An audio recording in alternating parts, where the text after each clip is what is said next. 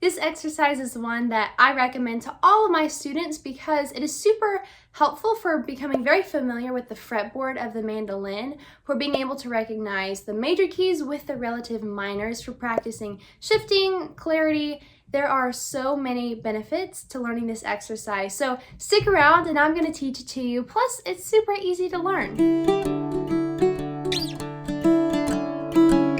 Hello, everybody. Welcome back. My name is Emma Borders. Thanks so much for joining. And if you are new, welcome to the channel. So glad to have you here. I am a solo multi-instrumentalist. I love music and I love teaching music. So I hope you find this channel helpful. Today, I am going to walk you through an arpeggio exercise for the mandolin that follows the sharp side of the circle of fifths.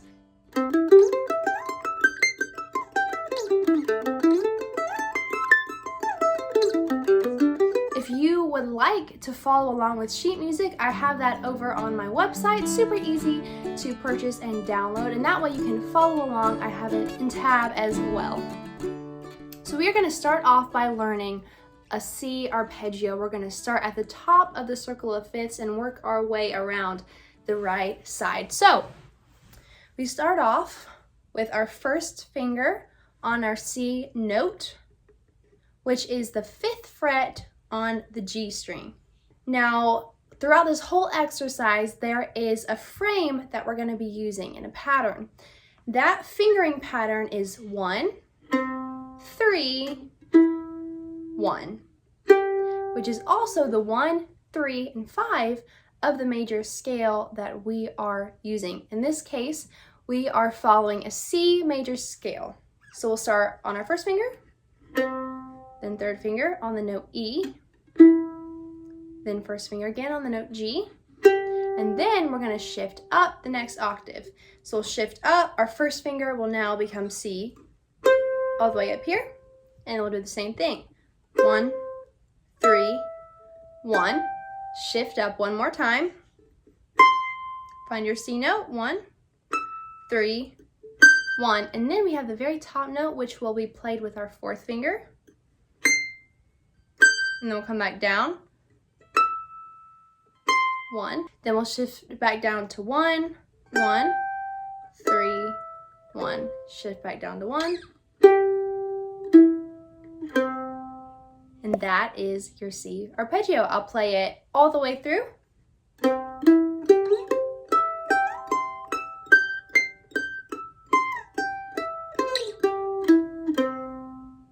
Now I know this C arpeggio does go up really high, so it's super important that we try to play right on the very tips of our fingers. Otherwise, you're not gonna be able to get a very clear sound that high up. We also want to try to keep this as smooth as possible. So on the note before you shift, you want to hold that as long as possible before you shift so that we don't get a staccato note and then shift. We want to hold that down, release the pressure, slide up, super easy, and then put the pressure back down. So instead of that, we get a nice smooth sound going up. Okay, after you've played the C arpeggio, we're going to move to the relative minor of C major. Now that is always the 6th of the key that you are in. So in the key of C, we've got C, D, E, F, G, A. A would be our 6th. So we're going to move down to our A note, and we're going to be using the same fingering pattern as we did with C. So we'll have first finger, third finger, first finger again, then we're going to shift up, first finger, third finger, 1 again, shift up, and the top note.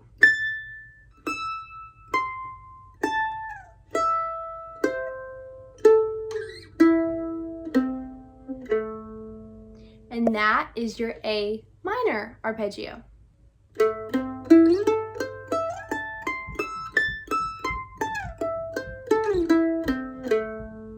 So this is where we are going to start moving down the circle of fifths.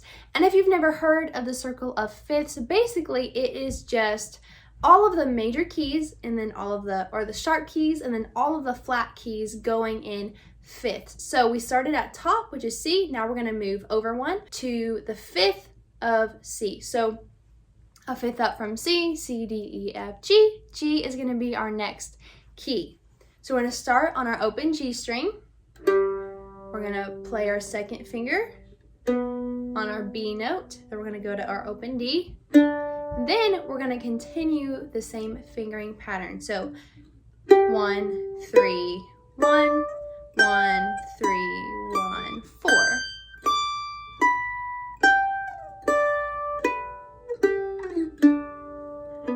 And now we're going to go to the sixth minor of G. So we go up a sixth from G, we get to E. So we'll put our first finger on our E note on the D string.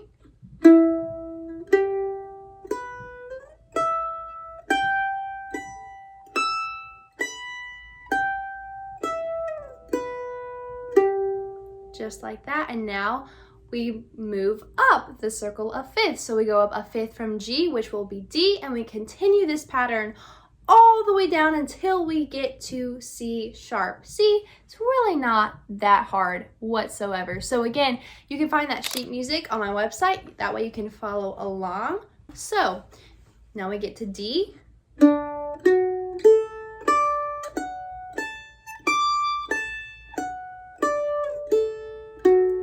B minor.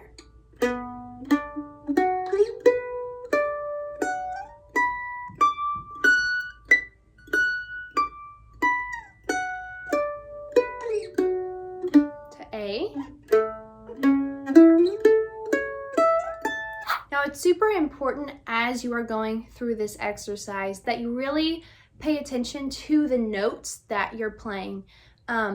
Instead of just kind of reading the music, going through the notes, really think about, okay, I am playing an A major arpeggio. The notes in A that I'm playing right now are A, the 3 of A, which is C sharp, and then the 5 of A, which is E, and then I'm repeating that.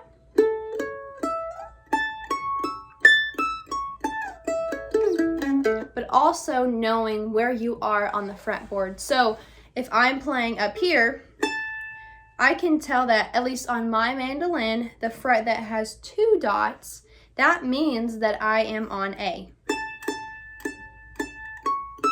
So I can start to memorize that as I am working on this, and that way, as I get further down the road and I start soloing or you start improvising, you start coming up with your own music, songwriting, you can be very familiar with, if you're up here on the fretboard, you know, oh, this is my A, or if you're in the key of G, oh, this is my G, or, you know, so on, so forth. It's really beneficial to be able to know exactly where you're at on the fretboard and to know how to maneuver and how to move all around the fretboard. That way you're not handicapped just to first position or lower on the fretboard.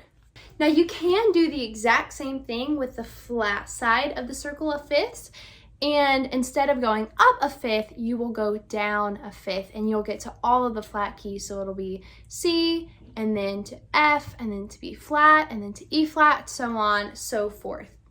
Once you have learned everything, you become very familiar with the frames, with the majors and the minors of each key, then you can work on speed. And actually, this is one of those exercises, it's not super difficult to learn. I mean, it's literally just arpeggios, but it does get hard to play the faster you get because you're going all over the fretboard, which is one of the reasons why it's super beneficial, because you are practicing moving quickly all the way up and down the fretboard. And as you get faster, it's important that you don't bear down, you don't get super tense and kind of clench your hands, because that is not gonna help you get faster. So we actually wanna do the opposite. We wanna relax. We wanna think about keeping everything light. So the lighter your fingers are, the easier you'll be able to move up and down the neck. You don't wanna be grabbing the thumb too tight back here, especially when you're shifting. You want to let that go so that your hand is free to move up and down. You want to keep your shoulders as relaxed as possible. You want to keep your pick grip relaxed. And if you keep all of that in place, then you are going to be on your way to having some amazing sounding arpeggios. I also do recommend practicing this with the metronome, of course, because that will help you keep everything steady and locked into place. Something that also might really help you think about the notes and the arpeggios that you're playing is saying out loud what you're playing. So for instance, I mean, you can say every note, or you can just say C major. Play that arpeggio, and then when you get to the next one, A minor, G major, so on and so forth, E minor. That way your mind is actively thinking about what major or minor arpeggio you're playing and not just playing through the notes.